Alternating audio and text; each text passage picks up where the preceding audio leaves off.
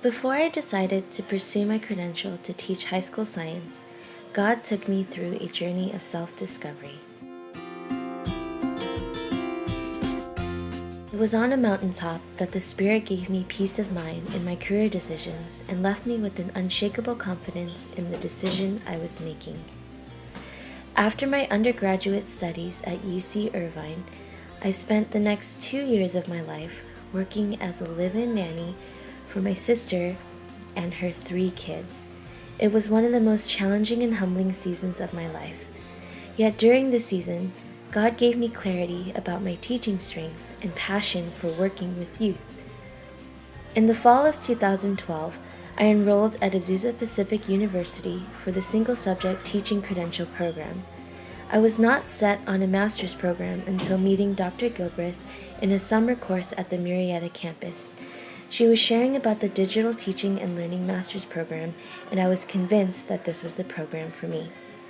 Shortly after starting my program, I was offered a part-time position as a biology and anatomy teacher at Upland Christian Academy.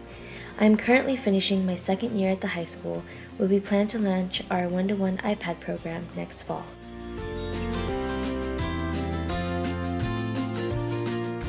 Now that I am nearing the end of this program, I can reflect on the many things that I have learned over this past year.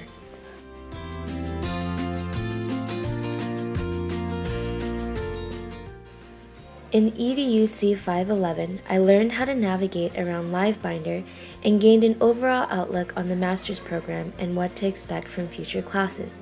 The most useful skill I gained was the importance of using powerful images in PowerPoint presentations. Now, I often spend extra time searching for powerful images to keep my students engaged on lecture days.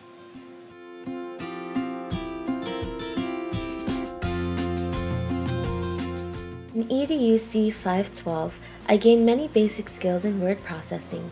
Finally, learning how to use tabs has changed the way I format my worksheets. No more misaligned tabs. I also became familiar with numbers in Keynote, which I now prefer over Microsoft PowerPoint at times. In EDUC 515, Jason Salisker blew my mind with the plethora of knowledge he provided us. I was introduced to the teaching world of Twitter. I have to admit that I loathed the site when I first started, but have found it to be a great resource even after the class. Who knew that so many teachers were so easy to access at the click of a button?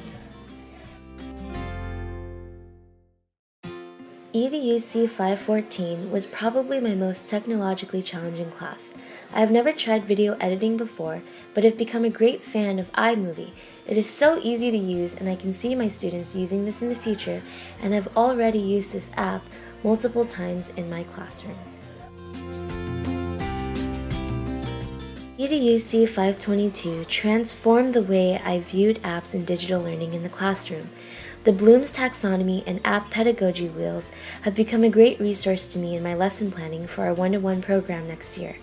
I have always had a healthy fear of bringing iPads into the classroom, but this class gave me the confidence to know that with the right preparation, I can use app and plan lessons that will keep students engaged rather than distracted and make digital learning efficient and effective.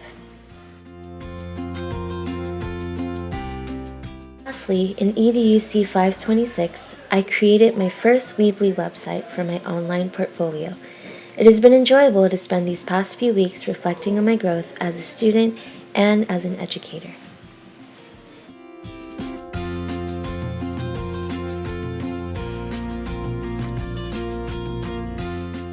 I am excited to spend the summer planning my digital curriculum for our one-to-one iPad program next year. It is definitely a blessing that I have the opportunity to apply everything that I have learned in my classroom right after finishing my degree.